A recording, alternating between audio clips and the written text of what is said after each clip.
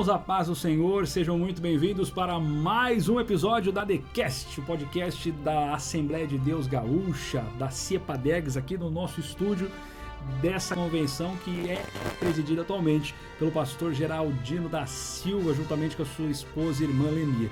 E no episódio de hoje, antes de dar essa introdução, eu quero chamar a tua atenção para você, meu amado irmão, meu amigo, minha irmã, oh meu Deus do céu, você que já está assistindo, já é, sei lá, o quarto, quinto episódio e ainda não se inscreveu, vou te deixar o recado de Deus, hein?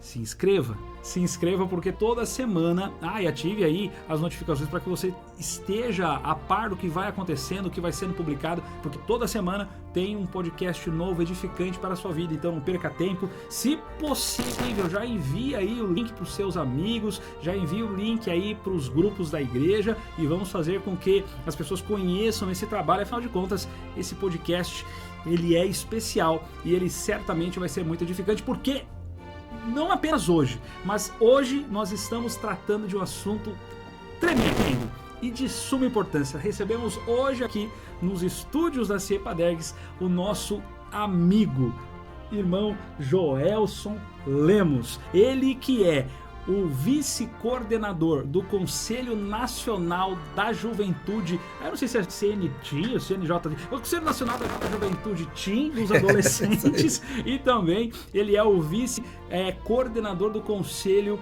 de Adolescentes, da Infância e do Adolescente aqui na nossa convenção no estado do Rio Grande do Sul. Joelson, que alegria finalmente poder recebê-lo aqui no estúdio da nossa querida CEPADEG. Seja muito bem-vindo, Pai do Senhor. Pastor Alan, pastor a todos, teleouvintes, né? Agora tem essa nova nomenclatura, né? Porque eles, além de nos escutar, eles nos veem também, né?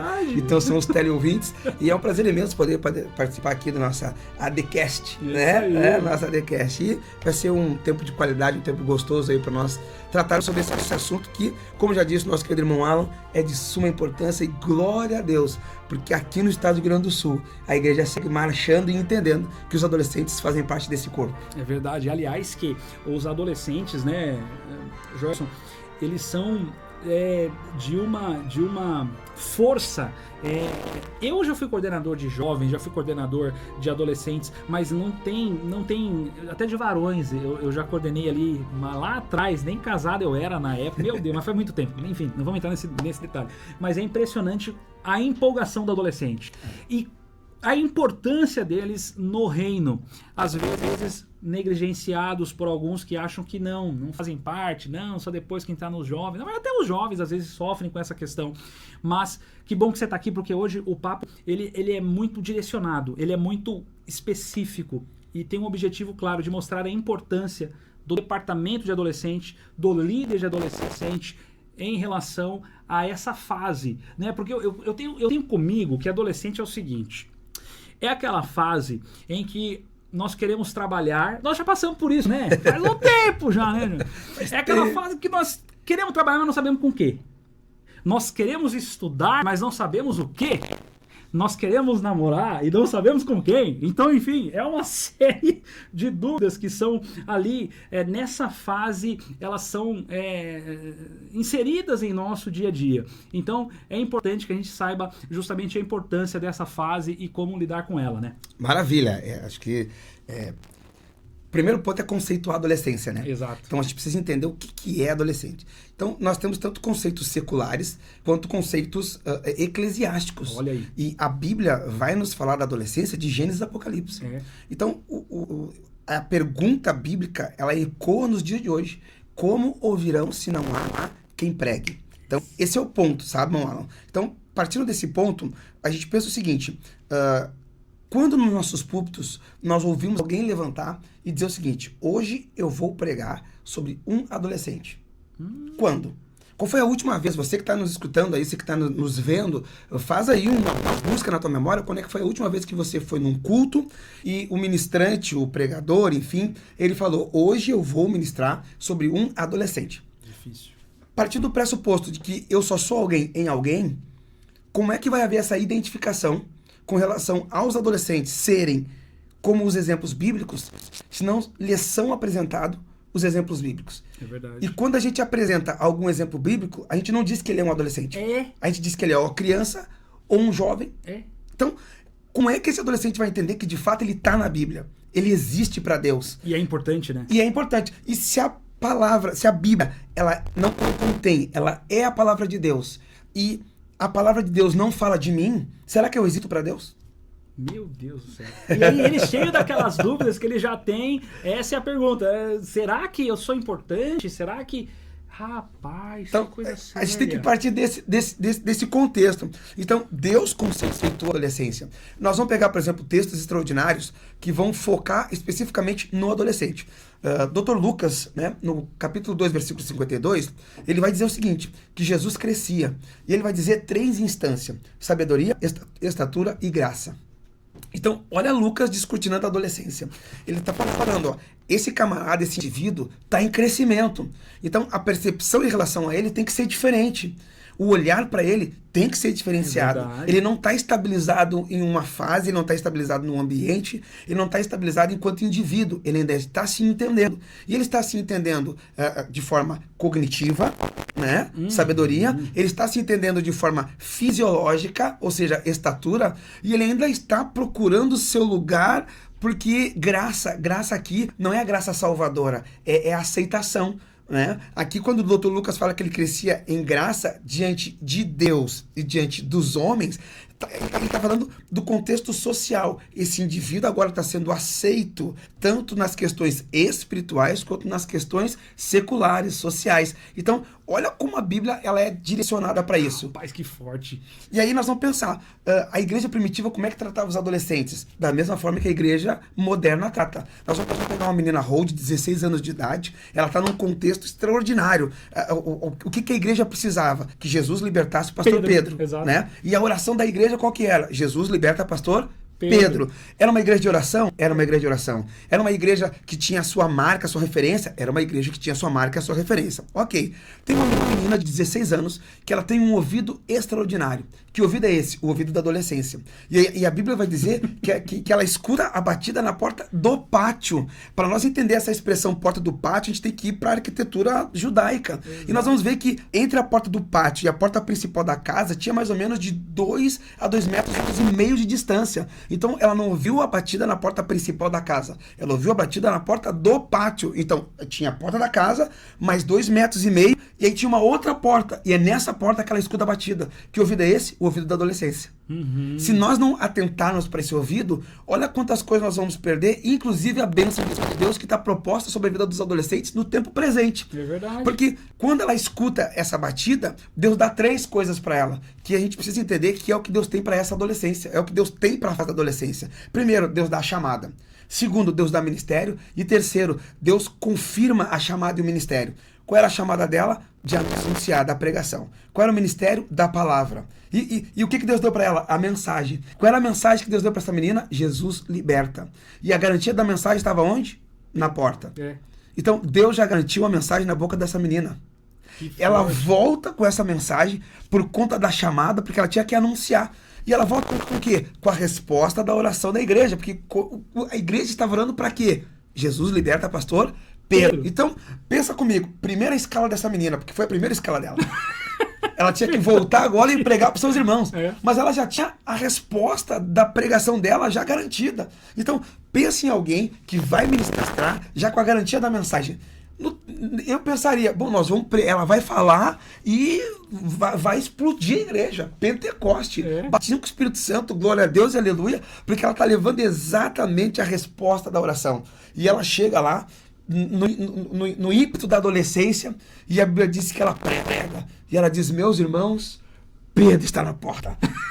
É verdade. Ela chega lá e diz, ou seja, Jesus liberta. Olha a mensagem dessa menina. Mas como que a igreja primitiva enxergava a adolescência? Como loucura. Tá viajando, Porque ela fala, e o que a igreja diz? Estás louca. É um fantasma. Imagina ela. Aí troca... Você sabe que a gente passa por isso daí? Quer dizer, a gente viu, mas enfim, continua aí que eu tô empolgado. Mas eu convido assim, ó, troca a personagem. Coloca um apóstolo renomado. Você tá louco. Na hora eles iam aceitar. Pedro está na porta. Já ia sair correndo todo mundo. Então, é automático. Porque trocou... Então, parece que não é relevante. parece que não é relevante. Por ser a palavra de Deus na boca de um adolescente. Então, a própria igreja primitiva entendia que o adolescente não era alguém que podia ser usado por Deus. Que forte. Era número. Tanto isso é verdade que agora, né, eu tenho que pedir escusa aqui aos teólogos de plantão, né? Mas eu preciso falar e para contextualizar da importância do adolescente, e aquela pergunta lá do início do nosso ADcast fazia sentido. Como ouvirão se não há quem pregue? Como ouvirão se não há quem pregue? Então, o próprio apóstolo Paulo, o príncipe dos pregadores, né, da igreja primitiva, o plantador de igreja, o maior missionário, né, que a igreja primitiva já viu, ele era um péssimo líder de adolescente. Ele era muito ruim como líder de adolescente. Ele era um ótimo plantador de igreja. Agora, como líder de adolescente, ele precisava aprender muito. Ele pega um adolescente extraordinário, que está nessa mesma reunião, na mesma reunião de Atos dos Apóstolos 12, que é João Marcos. Ele está ali também.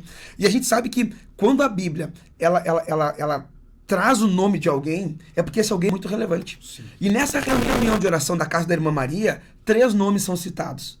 A da Maria, a dona da casa, do filho dela, João Marcos, e da menina Rode. Então, a Bíblia fala do nome de 2 adolescentes e uma adulta. E por consequência, o Pedro, né? São os nomes que são citados nessa reunião. Esse João Marcos agora, ele tem algumas traduções vão dizer tio, né? Outras traduções vão dizer primo, né? Que é Barnabé. Então, o companheiro de Paulo, primeira viagem, o Espírito Santo impulsiona eles, né? Paulo tem o impulso de ir, abrir igreja. Vamos. Quem é meu companheiro? Barnabé. Vamos lá, Barnabé. Vamos embora. Barnabé topa com ele. E Barnabé tem um insight de Deus. Paulo, eu tenho um menino bom. Tem um menino bom pra ir com a gente. Paulo olhou e falou, opa, o menino é bom. É bom. Quem é? João Marcos. Vamos embora, vamos levar. E eles levam na primeira viagem João Marcos. Né? E aí nós estamos aí, né, por volta aí do capítulo 13 já, né? E eles estão indo. E a Bíblia diz que eles sobem a primeira cidade, sobe a segunda, sobe a terceira. O João Marcos olha para aquele negócio e diz, não, isso não é pra mim não. Esse negócio não... Né? E se fosse no tempo de hoje, o João Marcos pegou a mochilinha dele e pá, né? Abandonou eles e voltou. Isso não é adolescência? Lógico que é. Alan, eu tenho filhos adolescentes. Né? Você que tem filho adolescente, você que é adolescente. Olha que coisa interessante. Pai, quero tocar. Você vai lá e compra o violão pra ele. Primeira semana, ele dá 3 semanas, cadê o violão? Tá jogado no canto. Deus tá revelando. Deus... Essa, né? Não, mas agora eu quero tocar teclado. Você vai lá e compra... Tô pagando mensalidade aí. Compra um rolante. Um rolante, né? Compra lá um rolante, né? Coisa tal, 5/8, tecla de piano, né? Compra cubo. Dá um mês, cadê o teclado? Tá lá empoeirado. Isso é adolescência. Se você é pai de adolescente, você é líder de adolescente, você entende, você atende. Você não vai ficar bravo, você não vai se desorganizar, você vai compreender que isso faz parte da adolescência e vai dar a assistência que eles precisam para não desistir. Isso é ser líder de adolescente. Isso é entender, isso é compreender a adolescência. O que Paulo fez? Paulo olhou para Barnabé, seguiram viagem, João Marcos voltou. Ok. Eles fizeram o que tinha que fazer, plantar a igreja, glória a Deus, aleluia, voltaram. Paulo tem a sacada, nossos irmãos estão passando por dificuldade, nós vamos ter que dar uma olhada como é que eles estão. Segunda viagem missionária. Vamos dar uma olhada como é que estão os irmãos? Vamos dar uma olhada, vamos verificar se eles precisam de alguma coisa? Vamos. Quem era o companheiro de viagem? Barnabé. Barnabé, vamos embora, vamos. Barnabé. Vou levar o João Marcos. Ele era extraordinário. Pensa no líder nato de adolescente, era Barnabé. É verdade. Paulo, tem um menino bom. Aí Paulo olhou, tu tem menino bom? Tem menino bom, né? Quem é? João Marcos. Não, esse é estragado. Esse é estragado. Então, olha que coisa interessante. O apóstolo Paulo, ele vai chamar o João Marcos de estragado. Esse aí, que nos abandonou na Panfilha. Como quem diz, não tem responsabilidade com nada. Não quer nada com Deus. Esse aí não, nós não vamos levar ele. O que Barnabé fez? Opa, então nós temos um impasse nisso aqui. Temos um impasse. E a Bíblia vai falar que foi uma discórdia tão grande que eles se separaram, né? Ou seja, para os tradutores bíblicos, sabe que quando a Bíblia traz essa conotação, eles quase foram a via de fato. Já pensou? A discussão deles... defendendo de fato o ministério, ainda tentando se achar do primo, sobrinho, que seja, que tinha uma visão adolescente, uma liderança adolescente, e o outro que, na verdade, estava muito preocupado com agora, né? Enfim, rapaz, que forte. Então, olha que coisa extraordinária. E essa discussão foi tão grande que eles se separam e o Barnabé disse o seguinte, olha, eu vou cuidar do meu sobrinho. Ou do meu primo, que seja. Eu vou cuidar. E aqui fica o ponto, Mola. Ele preferiu sair da vitrine, porque andar com o apóstolo Paulo, ela tá na vitrine. Verdade. É ser plantador de igreja. É ter seu nome registrado na história como alguém que plantou igreja e coisa e tal. Ele decidiu sair da vitrine, vir para o anonimato para cuidar do seu sobrinho. Que forte. E esse é o tempo que nós estamos vivendo. Tem muitos Paulos na vitrine e poucos Barnabé decidindo, eu vou parar e tirar tanta escala. Pais, né? Você pai que me escuta, você mãe que me escuta. Tá muito preocupado com o teu ministério, com a tua chamada. Não, é meu ministério, é minha chamada. A Bíblia diz que aquele que não governa a sua casa é um intestável para a obra de Deus. Meu Deus. Ele não serve. Ele tem que controlar a casa dele. Então, muita gente, é tempo de você sair da vitrine e vir para o anonimato para cuidar do teu João Marcos, para cuidar da tua menina Hold. É forte. Porque depois a gente vai entender, né? A insistência de Barnabé fez com que lá no final da vida Paulo se lembrasse. Por quê? Paulo teve a Teen Academy, né? Ou seja, a academia de adolescência. Ele passou pela academia. Ele foi instruído em toda a ciência da adolescência. Com quem? Timóteo. Ele vai nessa segunda viagem, ele encontra um outro adolescente. Porque Timóteo aqui também é um adolescente. Sim. E aí, só que esse adolescente, ele é um adolescente adultizado. Timóteo é um adolescente criado pela vovó, né? Vovó Lloyd, mamãe Eunice. Ele precisou, na verdade, a palavra, ele precisou amadurecer mais. Porque tem, né? Por exemplo, assim, ó, pegando só um gancho, eu lembro bem que eu com 13 anos, na verdade com 9 anos, a minha mãe uma vez, minha avó tinha câncer, e aí a minha mãe, ela foi pra casa da minha avó e se esqueceu de deixar a comida pronta pra mim. Foi lá pra ficar 2 dias. E eu, um domingo de manhã, acordei com uma fome, não tinha comida, não tinha dinheiro. Eu, por mim mesmo, fui lá, peguei um macarrão e fiz lá, do jeito que tava ali, seguindo ali as orientações, ficou horrível. Mas era o que dava pra me sustentar ali naquele momento. Então, eu aprendi a me virar muito cedo. Então, quando chegou nos 12 anos, eu já tinha bigode, na verdade, meu pai, ele tinha um bigodão parecendo um Leôncio, sabe, do Pica-Pau ali. Era um negócio surreal, era grande o negócio. Não, igual gaúcho, bem bagunçado, porque eu sou paulista, né, então tem que falar. E aí eu aprendi, meu pai, como ele morreu, ele faleceu e eu convivi com a minha mãe sempre trabalhando, eu tive que me amadurecer mais cedo, então isso foi importante. Porque quando eu cheguei ali no ensino médio, que é aquela fase mais, assim, a partir da terceira série eu era já um cara diferenciado nesse aspecto, eu era muito centrado, eu tinha uma visão mais madura das coisas, né, então... Você falando agora, vem tudo aqui à mente. Que coisa interessante. Continua falando de Timóteo aí. Não, e é importante, Alan, porque... Porque tem diferenças, né? Sim. E às vezes a gente se frustra porque a gente quer que o nosso filho seja como fulano. Não, a gente vê o filho do Joelso, que é uma pessoa centrada, que é uma pessoa assim, e a gente acha que o nosso filho tem que ser... Mas são pessoas totalmente... E a gente passou por isso, né? E eles são o quê? Adolescentes. É verdade. Então, eu preciso entender o que é ser adolescente. É hora tu fazer coisas de criança, extremamente infantil, e hora de fazer coisa de adulto. Isso é ser adolescente. E o exercício entre você ser criança e você ser adulto e ter um mediador, que a gente chama de orientador, que já vou explicar a diferença, tá? Um orientador nesse período que vai te orientando e organizando o teu TCC, enquanto adolescente, isso vai fazer diferença para quando tu defender banca como adulto.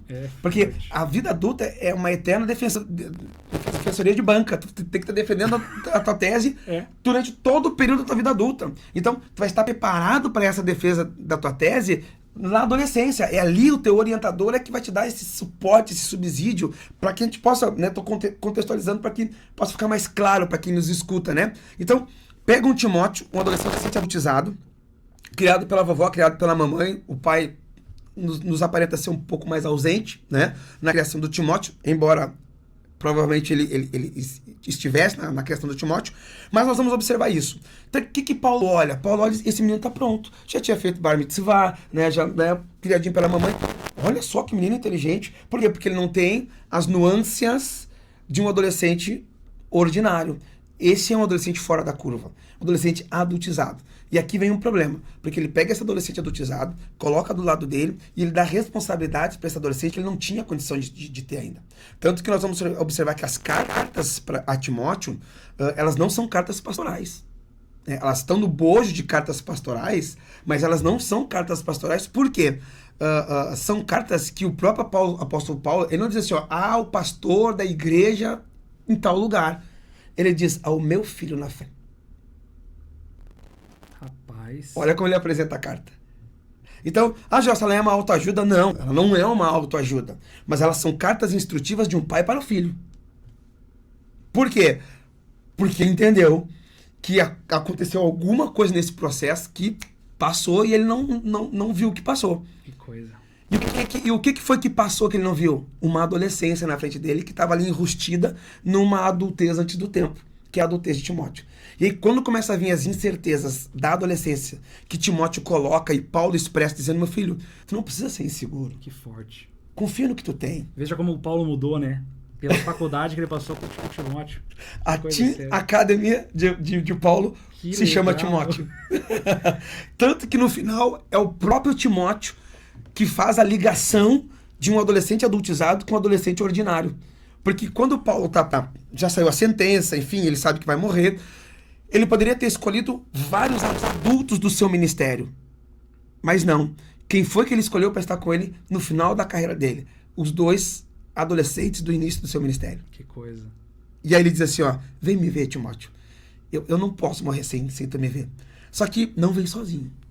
Traz contigo aquele que eu desprezei. Traz contigo aquele que eu chamei de estragado. Traz contigo aquele que eu não entendi, que por ser um adolescente, eu não consegui trabalhar com ele. Eu não entendi que era imperícia minha. Era imaturidade minha. Era falta de condição minha. Por eu ser um adulto, eu achei que eu sabia tudo, que eu podia tudo. Praticamente ele diz isso para Timóteo. Traz contigo João Marcos. Por quê? Porque ele é muito útil para o meu ministério. E aí nós vamos ver que um líder de adolescente faz total diferença na vida adulta desse adolescente.